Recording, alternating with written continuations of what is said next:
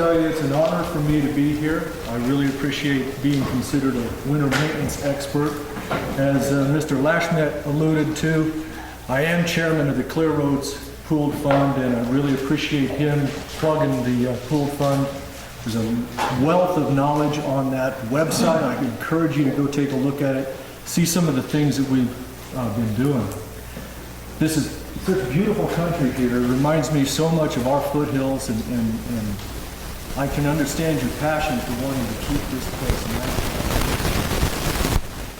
This doesn't work. Use this. Okay. So I want to give you a little bit of information about Colorado, about CDOT itself, about the history of our program, and how we got where we are today. We haven't always been a liquid-only state, so I'll give you that. So this is, you can read all of this as well as I can. Thank you, Mike, for pimping the map, because, and you got to correct your geography, but that's okay. I really suck at the geography back this way. Colorado, you actually pointed to Wyoming. But it's okay, it's a big square state, we're used to it.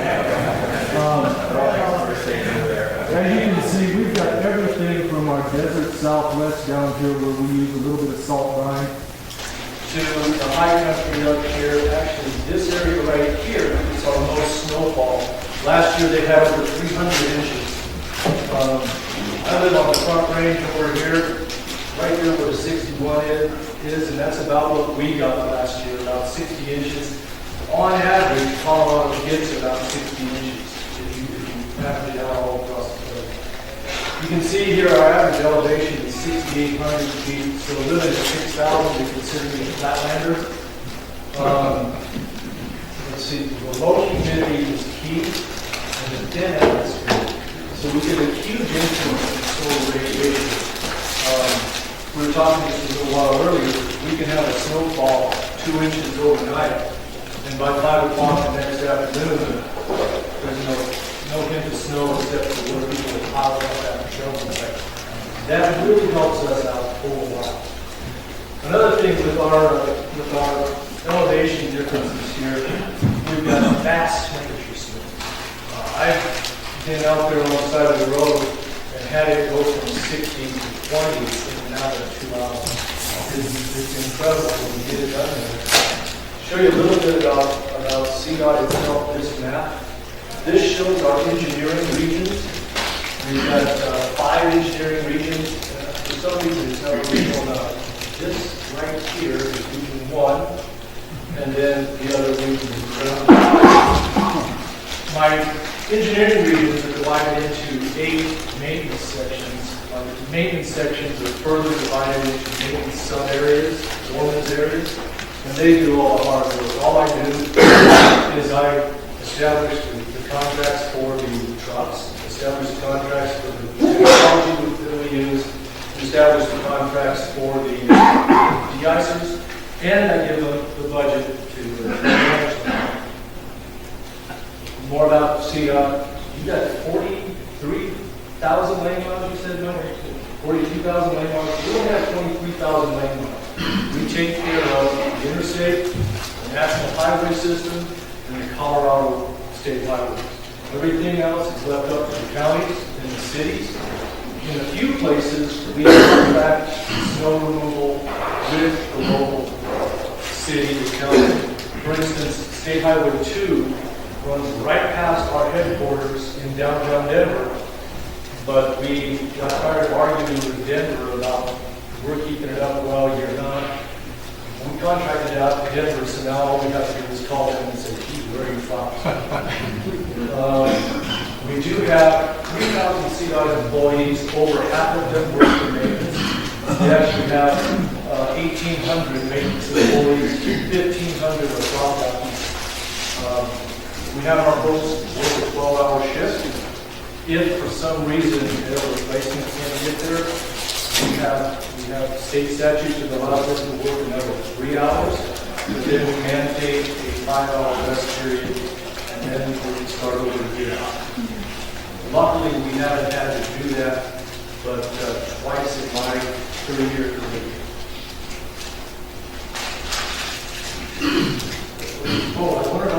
say on that slide, in addition to the normal trucks, we've got 3 tow plows. We just started the tow plow program last year. We bought the 1 tow plow, we used it on 1 storm. And the maintenance section that decided to piloted that tow plow came to me and said, you know what, we don't need those 4 trucks next year. I want 2 more tow plows. So we're up to 3 plows now.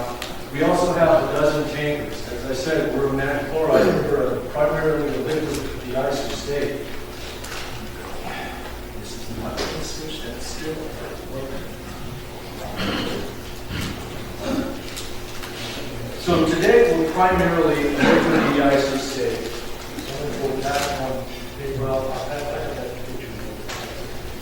Primarily a liquid deicer state. Our deicer of choice is magnesium chloride. I'll get into this a little bit later. But our use of mag chloride has really helped us maintain our highways the way we want them. This, and along with our use of other technologies like the tow plow, MDSS, despite other people not having as much success as we have. So this is our evolution, or we'll talk about our evolution here. 25 years ago, when I last sat in a plow truck, and this is how long ago it was, those of you who've been in a plow truck, I had 4 levers, a seat, and a steering wheel. I didn't have this joystick, I didn't have the computer, all that. Plow up and down, plow left, right, sander on, sander off, and up and down. That was it. We used salt and sand. We used a good bit of salt and sand. Our sand, we had it at 8% salt at that time, and the rest was sand. And that was all well and good. We got great traction because of our sunlight and that factor, hitting those grains of sand. When I say sand, I mean 3/8 inch minus gravel. It heated up and it caused all the snow to melt, and we were in good shape very quickly. It also gave us some really awesome sunsets, as you can see here. Then we found out what was really awesome, those awesome sunsets, was particulate matter less than 10 microns, PM10. And EPA got us pretty hard on that one and told us we had to clean up our act because the brown cloud, as we affectionately call it, was not a good thing for us anymore. About the same time, we noticed some sedimentation in some of our prime trout streams. The main route from Colorado, from Denver over to Grand Junction on the western slope is I-70. It goes up to 11,000 feet at the Eisenhower Johnson Memorial Tunnel. It goes up Clear Creek and comes down Straight Creek. And we found, the environmental agency found that there was so much buildup of pulverized gravel that we've been putting down on the road that it was basically eliminating the spawning areas for the trout. It was killing their food sources. It was a big problem. So the governor came to my predecessor, the guy who started our de-icing program, and said, I can't exactly quote it the way Mr. Fink quoted it to me, but the gist of it was, you, Mr. Fink, will fix this problem. So Mr. Fink decided to do it. And we embarked on a series of research projects. We did a synthesis. We looked at every bit of research that was out there about alternative de-icers. And as a matter of fact, I got 3 two-drawer lateral file cabinets in my office full of all that research. Come on up to Golden. I'm happy to share it with you. It's too much to digest, too much to carry around. But we wound up looking at some of the science behind snow and ice and the science behind ice melting. We've already talked a little bit about this, but these are the eutectic curves for natrium chloride, sodium chloride, and calcium chloride. And as you can see, calcium chloride is wonderful. It just keeps working. 60 below. I think I saw 40 below on the thermometer once, and that's when I decided that ranching wasn't for me, and I went to school. But then we looked at the sodium chloride, and that dropping down right there, about 5 to 7 below, that just wasn't good enough for us. We looked at the the magnesium chloride, when we saw this being good to 27 below, I thought, that's a pretty good product. Like I said, we've got some extreme temperatures. It can be, on an average winter day, it can be 20 degrees at my house in Golden, but my cousin's place up in the mountains where I used to work on the ranch, it can be 40 below. We've got some extreme cold. So we look hard at the magnesium chloride. The other thing we look at the magnesium chloride was, you've got 2 chloride ions. Sodium chloride is just 1 chloride ion. We're looking at that, and it's the chloride ion that melts ice. And look at that. That's a pretty good idea. Let me make sure I'm on the right card here. We thought that might have a good impact on us. And then when we look at this from a sharp study, we look at the melting capacity of those various chlorides.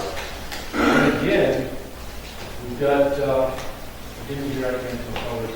The sodium chloride is down here, not melting very much. The calcium chloride we thought would really perform a lot better, but it didn't perform all that great. We got up to the magnesium chloride, and that's what we're considering. And it can melt a heck of a lot of ice at one time. What is it? 1.25 milliliters per gram of application, 5 degrees. That's a pretty good. That's a pretty good ice melter right there. So we use it at about. We use mag chloride at about 23% concentration. We use that down to 17 degrees. From there, we switch to a low temperature mag, which is essentially a 30% mag chloride mix. That takes us down to 7 degrees Fahrenheit. After that, depending on where you are, we'll either switch to a solid magnesium chloride, and this is a proprietary thing we buy from Redmond Mills out in Utah, which makes it nice and cheap for us because they just have to cross the Rockies. It's pretty good cheap for us. I'm sure it would be cost prohibitive back here on the East Coast. But we use a product called Ice Slicer. It's 95% magnesium chloride, and the other 5%, I think 3% of that is other salts, and then 2% is clay. And their literature says that the clay attracts sunlight and helps with the solar radiation burning out the ice. No, it shows our drivers that they're actually putting down a product, which I know is a problem when you're putting down straight salt. You can't see it behind you. But we can see this brown material out on the ground. It also helps our traveling public. They see the truck go by, they see the brown stuff come out the back, they know we're trying.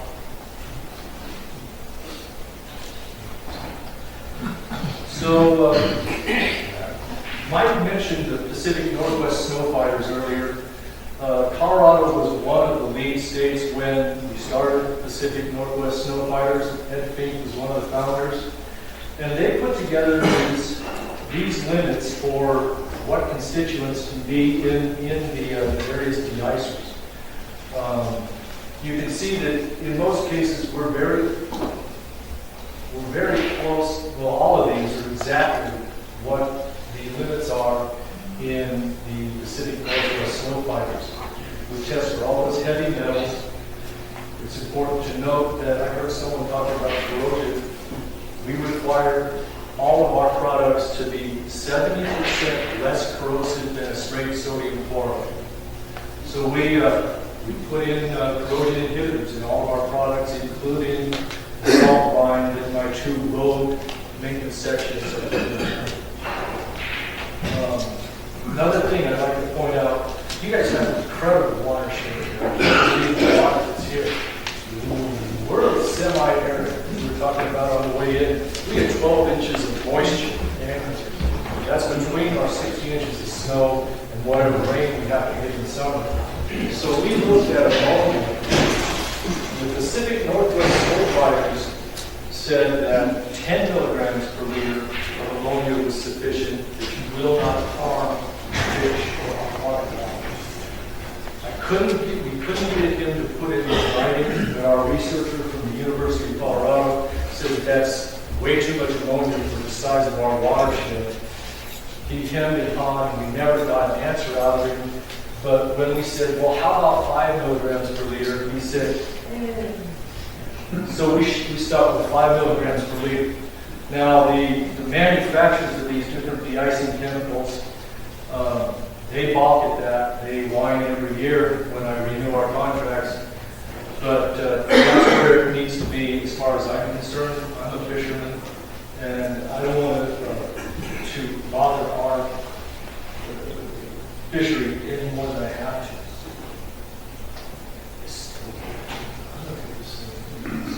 So talk a little bit about our situation today, our budget, material usage, technology, and our levels of service.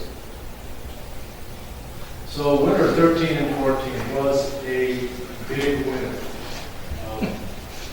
We had a lot of snow, and it got early snow, and then it kind of calmed down, and then it hit us. I know everybody, all the other states were scrambling, looking for de-icer, looking for salt in the January, February timeframe. So was I. I had 8 carloads of magnesium chloride sitting on a side rail in Salt Lake City because it was more profitable for the railroads to haul other commodities than to haul my $1.28 a gallon mag chloride. That was a big problem for me. Anyway, we had what I thought was a pretty good budget. I have to budget winter 2 years in advance. So I looked at the last 5 years of winter and said, that was a good winter, that was a bad winter. 80%. And so I'll budget 80% of this normalized 5-year winter, and that's what I came up with. And then winter hit, and that's what I spent. Thank God for our Transportation Commission. They put aside $10 million every year because they know the weather forecaster over Channel 9 only has to go out 9 days. They know I have to go out 2 years, so they got a little sympathy for me, so that's good. We exceeded even that, so we had to get into their emergency plans. But they were real good about helping us with that. A couple of things that we had, we talked about the hard winter and the late winter. Our last snow was in June, so that wasn't very good. But the other things we had going on is we had an increased emphasis on mobility up the I-70 corridor.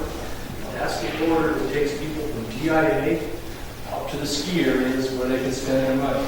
And I know you've got a similar situation here that this is a moneymaker for the state, and that's good.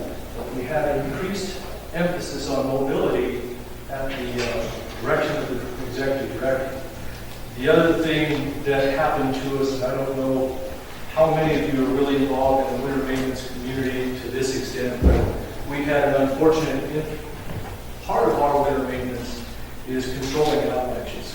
Every one of our state highways and the one interstate that runs through the mountains, they're impacted by avalanche paths. We have to go in, right, close the road, break up the avalanche, clean it up, and the traffic goes through. We had an unfortunate incident. We had 2 of our employees injured with one of our weapons that had a misfire. We had a round explode in the chamber. So I said, we're not going to use that device. We have 30 of them. We're not going to use those devices anymore this winter.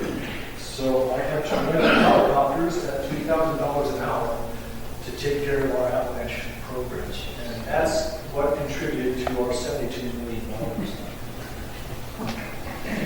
This is a chart, and you can get it off of the website, I'm sure. You can't read it all here. But basically, this is our material usage just over last year. We used 11.5 billion gallons of low temp mag. That's 93% of our liquids. We use 600,000 gallons of salt brine, sodium chloride brine. And again, we're only using those in the desert southwest and the desert southeast of Colorado. The conditions are good there. We tried using it in other locations. We had ice skating rinks as soon as we applied it. It just froze that quick. And then straight magnesium chloride, we used about 250,000 gallons. Then with our solids, this is what I want you to take away here. Our ice slicer, which is the solid salt that we used 40,000 tons. That's it, statewide. I did the math quickly while Mike was talking. That's 1.25 tons per lane mile over last year. It's not a whole lot because we're a liquid state. We use the liquids. 360 gallons per lane mile over the last year. I know Europe needs some time for something. This is a little quicker. The technology that we use, Mike talked about NDSS. This is the setup in our trucks. This is why I can no longer plow. It's like a rocket ship in there. We use the NDSS. We've seen about a quarter reduction in our overall costs. Labor, equipment costs, and materials. We were able to document that in one section. It's to each his own. It's working well for us. One key to it is our WIS stations, the Road Weather Information Center for Service, or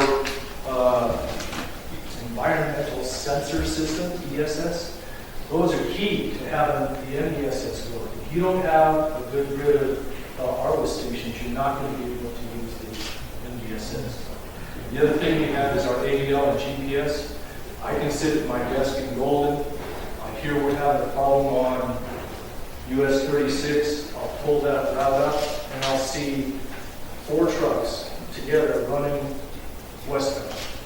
Well, I can call them up and say, no, 2 of you need to be on eastbound. Let's get this right so that we can get our LOS where it needs to be. So that's helping us out. The other thing, as I mentioned before, we're embracing the tow plow.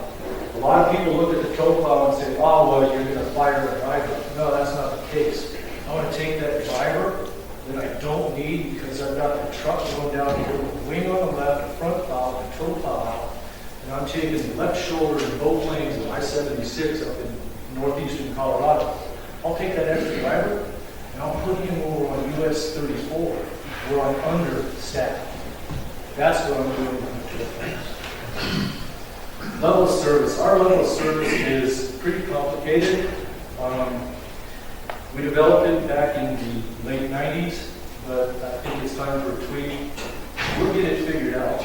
But it's based on the condition of the roadway, of course. It's also factors in the functional classification of the roadway, as well as the ADT. So this slide gives you a verbal description, and that's just too much to read. You can get it off the site later. Verbal description of each of the levels of service. The big thing on all of these is traffic is consistent with wet pavement and prevailing weather. Traffic moves reduced speed, slowly, very slowly with delays, blocked in both directions, substantial traffic delays.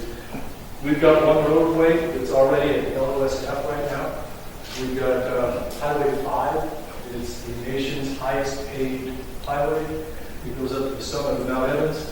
We closed it on Labor Day because we can't keep up with the snow up there. It's close. It's close.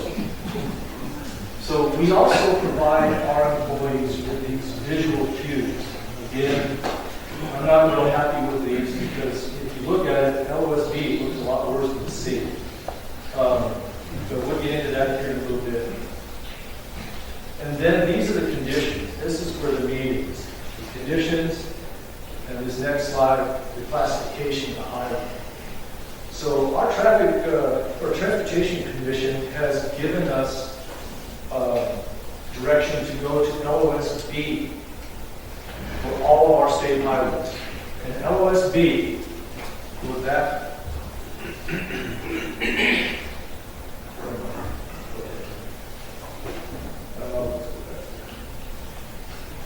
So if you look down at LOSB, it's the same as A for NHS interstate above 15,000 cars per day. state routes over 50,000, we've got back to read this. We've got bare, wet, with slight delays. So basically, we have that top picture. LOSB for the state routes over 50,000. Then we get a little bit, we've got to put out the condition 3, which is, if you read here, patches of oatmeal, snow, slush, isolated delays. Oops. And then LOSB for our mountain passes, which is, those are actually the entryways into the ski areas. LOSB there is oatmeal snow, snowpack, and icy conditions with reduced top travel time. So that's really all I have here. I hope I gave you a little glimpse about Colorado, CDOT, and our history with the liquid deicers. The big thing to remember is we looked at the various salts. Magnesium chloride provided us 2 chloride ions at a reduced price compared to calcium chloride. And it provides us a very bang for our buck. And it's working well in our environment, in our climate, and in our conditions. So with that, I don't know if you have time for questions.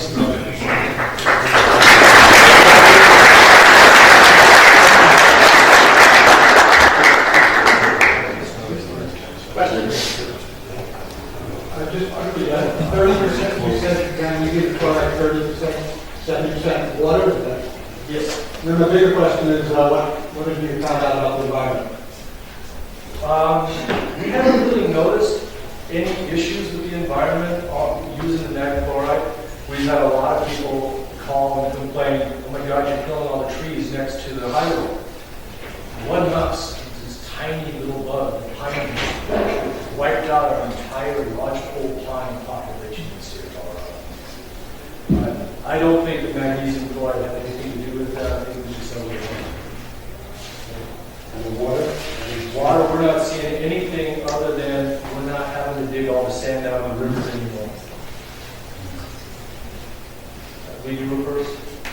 Did you say what you used for an application rate down for the line? No, I did not.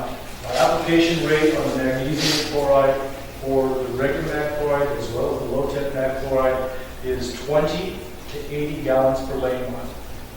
And you can do the calculations and figure out how much chloride that actually is. I had that, but I left it back at the hotel. The AV cycle of trucks during the storm with additional liquid applications, or that the storm starts for them?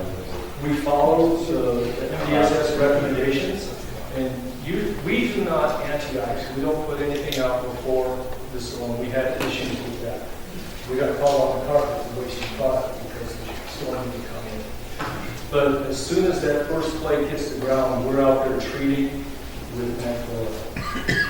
That's the beauty of our use of the MDSS system, is we're able to predict that storm coming in within 10 or 15 minutes. And we can get our people out there. My wife, she'll tell you the story when I was plowing. She got up in the middle of the night, the phone rang. She said, "Yep, there's a snowflake. You better go get it." So I'm there, waiting to know the storm.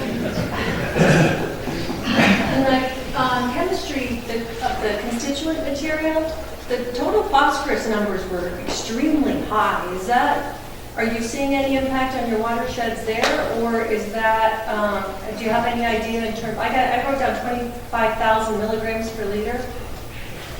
Do you have any idea how many pounds of phosphorus you're spreading in a year? That's 25.00. Oh, okay. Can't see it from back here. That makes me feel a lot better. That 25,000 was scary me. 25,000 was scary.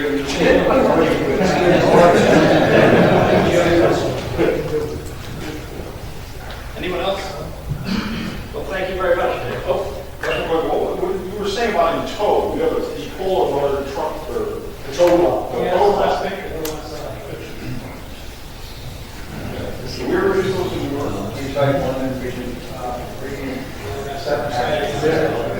So we got a regular truck with a front plow. We don't want underlights. And then we got the tow plow. it swings out, the three that we have just swing out to the right. It's got a hopper on it, it can spread solids or liquids. But in this case, it can spread solids in pre-wet. There's a liquid tank, there's a solid hopper.